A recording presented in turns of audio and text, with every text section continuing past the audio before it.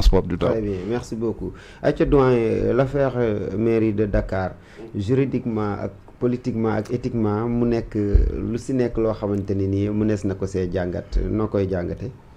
waaw man de vraiment li may wax rek. mooy aujourd'hui encore une fois nous avons assisté à un recul de la démocratie, de l'état de droit et même mën naa wax ni ils ont poignardé les avancées par rapport à cette volonté de décentraliser, cette volonté de respecter l'acte 4 même de la décentralisation nga xam ne moom moo jël nit léegi képp koo xam ne daf fi nekk maire dañ koy fal ci suffrage universel direct muy benn avancée bu am solo donc lii daf lay wan ne la ñii ce sont des éléments d'arrière-garde en réalité acte bu ñu posé rek acte arrière-garde nga ciy gis doo ci gis acte avant-garde parce que normalement ñoom ñoo waroon mën a fexe ba démocratie avancée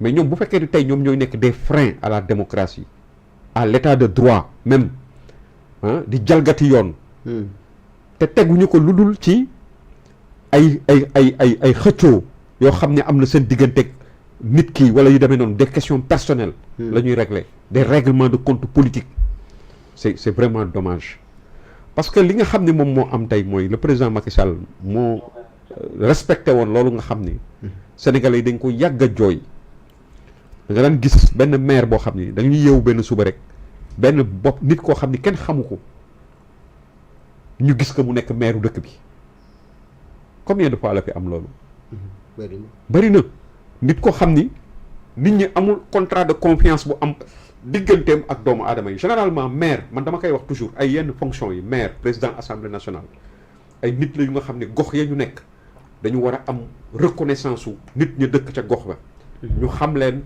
ju tey Mermoz Sacré-Cœur tey boo demee nga ne Alioune Tall mooy maire Mermoz Sacré-Cœur mais tout le monde se reconnaît à travers Alioune Tall même boo bokkul ak moom parti politique Alioune Tall il est du parti il est de Taxawu Ndakaaru ou il est du côté de Barth je ne sais pas wala c'est un élément du parti socialiste man bokkuma fa mais Alioune Tall c'est un maire boo xam ne je le reconnais comme mon maire sama xol parce que je l'ai vu grandir ñu bokk génération à peu près ma mag ka tuuti gis ko mu màgg sama kanam xam ko xam digganteem ak population yi ni mu demee xam ay jaar-jaaram dans l'ASC Karak et tout ñu bokk lu bëri kooku les populations s'identifient à lui donc loolu dañ ko mës a jooy du rek à Mermoz Sacré-Cœur mais dans l'ensemble du pays ou à Dakar toujours nit ñi dañu bëgg bala ñuy dem ci élection ñu nen ni diw bu ñu gañee élection yi diw mooy nekk maire parce que maire bi dafa am lu muy représenter moom mooy taxaw moom mooy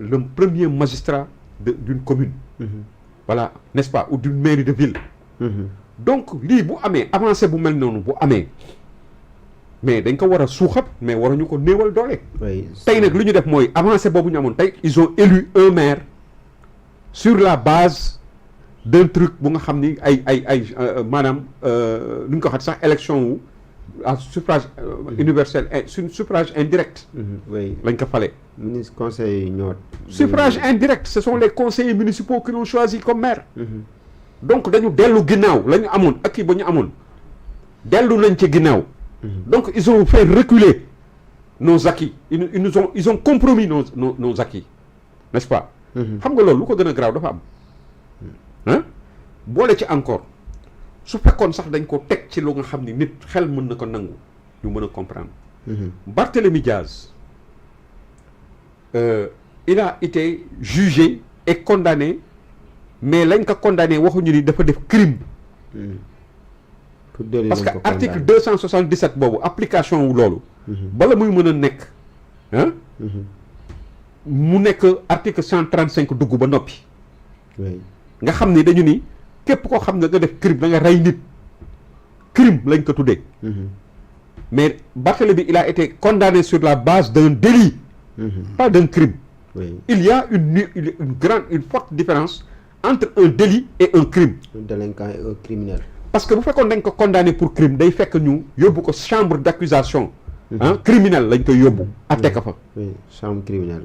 chambre criminelle lañ koy yóbbu mais loolu amul ci Barthélémy Diaz.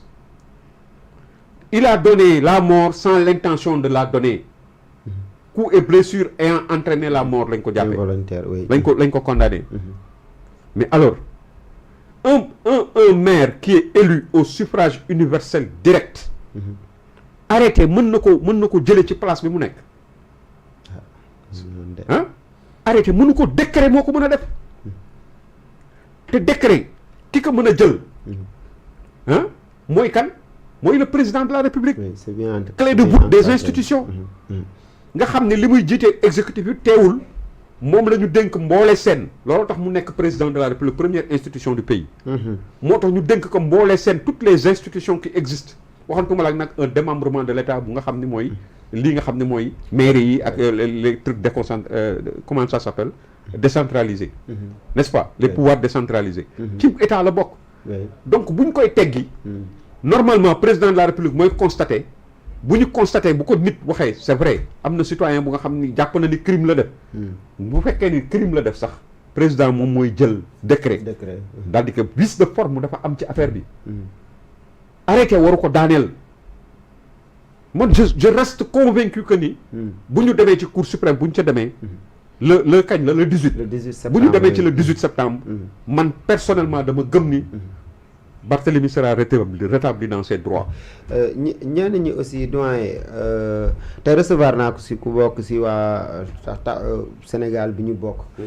ak aussi benn Pastef mais lu xew si mbir mi itam Cour suprême laata muy joxe date boobu muy le 18 septembre déjà préfet bi moom waxoon ne nañ amal élection yi si comme ni ko Papa Latir waxe sànq si ministre bi yore wàllum collectivité itam moo santaani wàllu yu ni mel ndax foofu itam Cour suprême xaw faa yéex tuuti laataa muy joxe àpp bi ñu waroon naa kii ak itam yëglu bi bàyyi itam bañ ne dañuy amalaat élection mu ne mu dugal mu ne léegi dañuy xaarandi en tout cas jour élection bi la ñuy def audience bi pour statuer si loolu ndax dañ koy dàqandi wala foofu noonu itam naka lañ mën a comprendre ñoom décision yi nga xam ne gis nga foofu nag Barthélémy moo def erreur Barthélémy moo yéex parce que recours boobu ce recours qui en principe de mon point de vue de requête bi wala dégg naa léegi recours bi la requête plutôt la requête pour l'annulation pour que la disons la requête normalement devrait être suspensive plutôt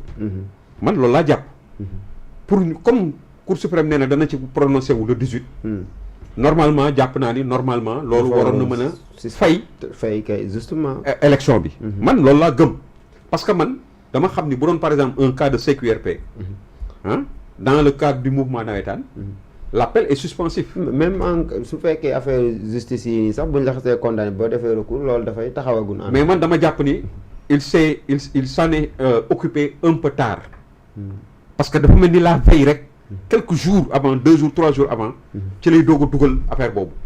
bref loolu c'est pas important. xam nga lan moo am importance. c'est quoi. mooy que ni aujourd'hui le préfet aussi. à sa décharge le préfet n'avait pas dit absolument il faut que ça se passe aujourd'hui. dafa joxe benn app. diggante telle date. ba telle date plus tard le 27. c'est là nag justement que man je pointe du doigt Khalifa Sall. comment Khalifa Sall. en tant que senior politique. oui qui aujourd'hui est complètement en fin de cycle pratiquement. combien en termes d'expérience tout ce qu'il a engrangé. ak sa relation avec Barthélémy quoi qu'on dise même si aujourd'hui Barthélémy mais veut aller ramer disons aller dans son truc il veut plus avoir de tuteur il veut aller directement s'assumer en tant qu'homme politique en tant que leader oui. c'est son droit le plus absolu d'autant plus que l'autre il a grillé toutes ses cartes. Justement. Aujourd'hui c'est absolument clair que Khalifa Sall ne peut plus être président de la République du Sénégal ça c'est clair. Il lui reste peut-être. mais est-ce que sax du am 75 ans balaa élection yi di ñëw. benn moo ko dese. donc pour dire que. même quelle que soit contradiction yu mën a nekk seen biir. au regard des relations qui existent entre moom ak xale boobu. nga xam ni il a toujours. machiné soutenu. contre vents et marées. Barthélémy a quitté le parti socialiste ànd ak Khalifa Sall dans sa fronde. loolu rek.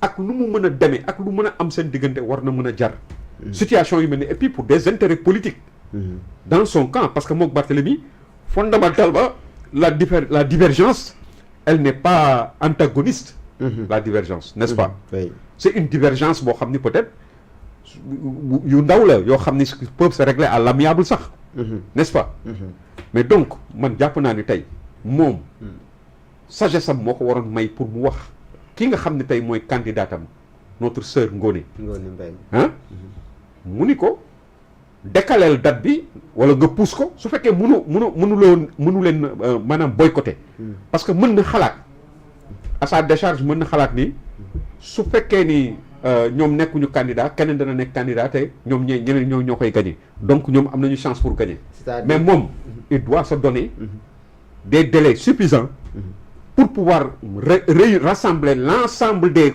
conseillers municipaux yoo xam ni au moins danañu mën a voter Ngoné boobu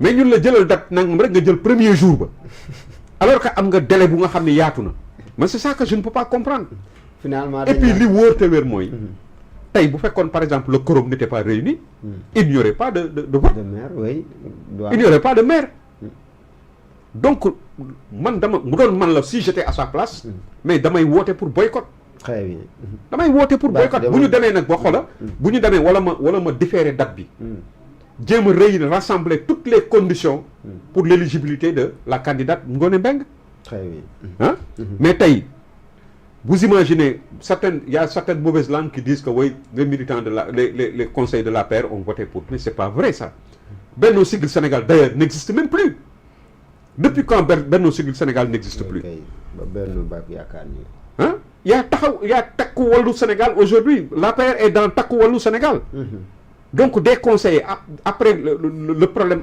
intervenu entre Amadou Ba et le président Macky Sall mais pratiquement il y a ñii dañu jaar nii ñii jaar nii ñii jaar na la oui vraiment surtout nag en termes de conseillers ak affaire ak conseillers municipaux yu demee noonu partout on a vu que y a beaucoup de gens yu ànd ak Diouf Sarr d'autres yoo xam ne dañu ànd ak Amadou Ba et cetera ak yeneen politique yoo xam ne majeurs yu nekk ci dëkk bi très bien te ak nekkatuñu dans la logique de l'APR mais jamais des gens de l'APR du ñu dem di ànd ak du ñu ànd voter un élément de Pastef sax xalaatu ko sax n'est-ce pas oui donc dañu bëgg a jaxase l'opposition jaxase l'APR avec la dynamique Barthélémy Diaz te loolu du jàll hein aujourd'hui li ñu waroon def c'était effectivement man de mon point de vue il fallait boycotter ou bien repousser se donner un délai suffisant pour pouvoir mettre toutes les conditions bu fekkee ni te man dama gëm ni bu ñu demee ba ci biir Cour suprême su xoolee mbir mi il y a de fortes chances que ñu rétablir Barth dans ses droits voilà parce que tamit aujourd'hui li nga xam ne moom moo fi am mais bu ñu xoolee ci ginnaaw jaar yi nga xam ni vraiment am na lu kii man nag leneen lu nga xam ni bala may terminer lu ma bëgg daane rek mooy ñaawlu très rapidement ñaawlu les félicitations du président Diomaye Bassirou Diomaye le président Bassirou Diomaye il est à l'extérieur pour une affaire qui est pendante devant la justice il félicite